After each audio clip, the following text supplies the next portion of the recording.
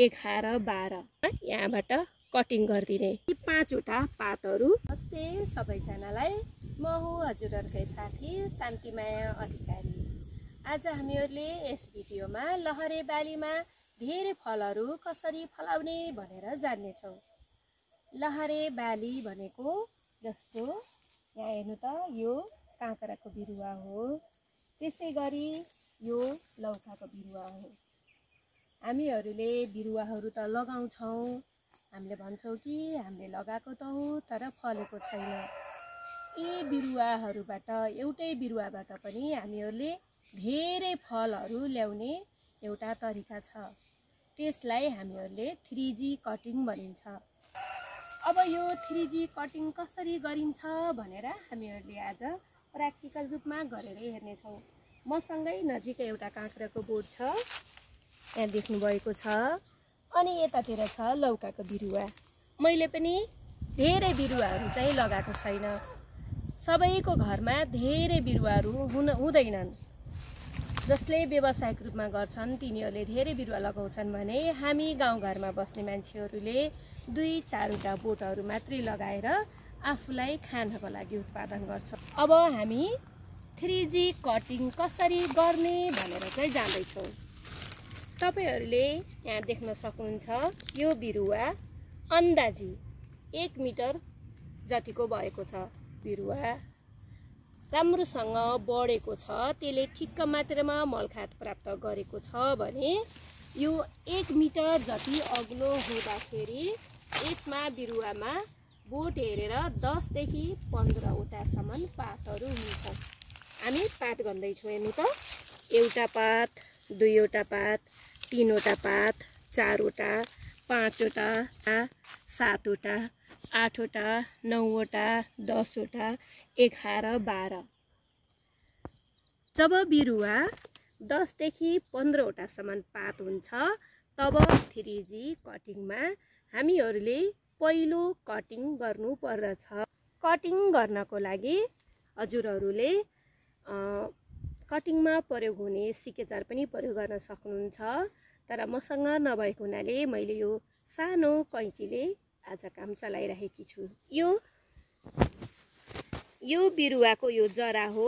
अहिलेसम्म एउटा मात्रै हाँगा हालेको छ, भएको छ। यहाँ हेर्नुहोस्, यसरी हेर्नुहोस्, यहाँदेखि यो बिरुवाले अहिलेसम्म एउटा मात्रै हाँगा हालेको छ। एउटा मात्रै हाँगा हालेर यहाँ गयो। यदि यसलाई हामीहरू केही पनि गरेनौँ भने यो हाँगा बढ्दै जान्छ, यता सहायक हाँगाहरू आउन सक्दैनन्। अब 3G कटिङको मान्यता अनुसार सर्वप्रथम यहाँ बढ्दै गरेको यो मुनालाई हामीहरूले गाह्रो नमानिकन यहाँबाट कटिङ गरिदिने। कटिङ गरेर यसलाई हामीहरूले फालिदिने पहिलो काम। त्यसपछि हामीहरूले यो जरादेखि बढेका माथिका पातहरू 4 देखि 5 वटा पातहरू काटिदिने। यो पहिलो पात हो, काट्यौँ। दोस्रो पात काट्यौँ। तेस्रो पात, यो हो चौथो पात। अब यसको यो मुना काटेर हामीहरूले यहाँबाट बढ्ने कुरालाई हामीले रोक्यौँ। जब हामीहरूले मुना काटिदिन्छौँ त्यसपछि यो लौकाले यताबाट सहायक हाँगाहरू पलाउन थाल्छ। यहाँबाट अब सहायक हाँगा निस्कन्छ, यहाँबाट यो मुनाबाट सहायक हाँगा निस्कन्छ, यो मुना हाँगा निस्कन्छ। त्यसै गरी यी हाँगाहरूबाट ठाउँबाट पनि यो पात किन काटेको त, माटोबाट आएको खाद्य तत्त्वहरू यो पहिलो पातसँगै सबै पातहरूमा बाँडिएर जान्छ। यदि हामीहरूले यी पातहरू काटिदिएनौँ भने यसलाई धेरै खाद्य तत्त्व चाहिन्छ। यो पातहरू काटिदिएपछि यो पातलाई आवश्यक पर्ने खाद्य तत्त्वहरू पनि हाम्रो यी अरू सहायक हाँगाले पाउँछन्। त्यसपछि हाम्रा यी सहायक हाँगाहरूबाट अरू हाँगाहरू निस्कन्छन्।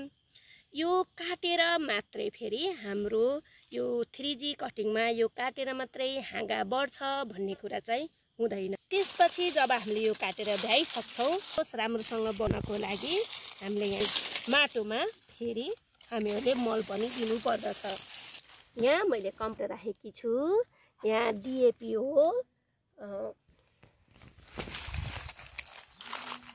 यहाँ हाम्रो पिना छ।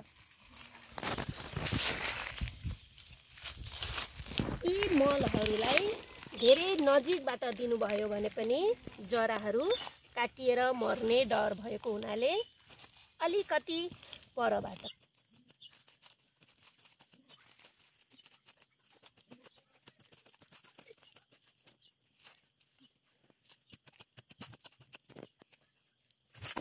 यसरी खनेर हामीहरूले अलिकति पिना राखिदिँदैछौँ। यसबाट नाइट्रोजन प्रशस्त मात्रामा पाउँछ जराले। अलिकति DAP हालिदिँदैछौँ।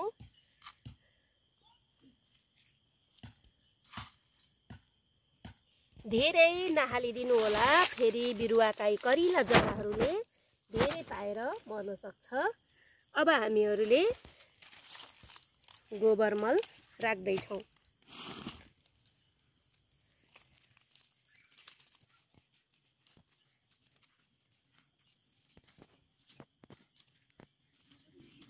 यसरी मल हाल्दै माटोले पुर्दै जानु पर्दछ।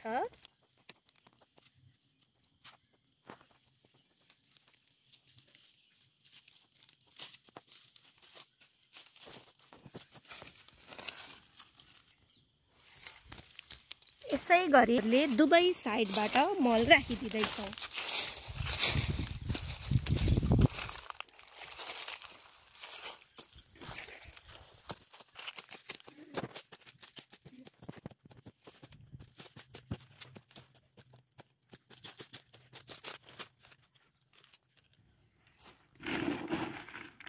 सर्वप्रथम खली राखिदिने, त्यसपछि माटो हाल्ने, अनि DAP राखिदिने,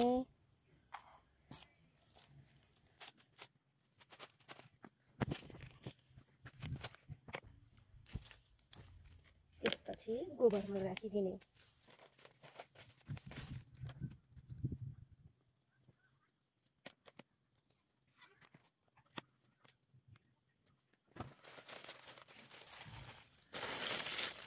यसरी मल राखिसकेपछि हामीले यसलाई छापोले ढाकिदिने।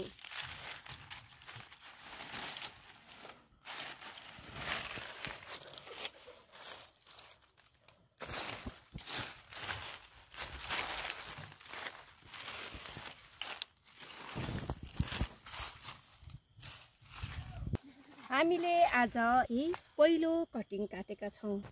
त्यसै गरी हामीले यो काँक्रामा पनि 3G कटिङ गर्दैछौँ। यो अलि धेरै पात हालिसकेको छ। लौकाले अलि थोरै पात हाल्छ भने काँक्राले अरू धेरै पात हाल्ने गर्छ। यसमा पनि हामीले सर्वप्रथम यसरी मन्टा काटिदिने। त्यसपछि यहाँका यी नराम्रा पातहरू, तल जरापट्टिका पातहरू सबै काटेर हटाइदिने।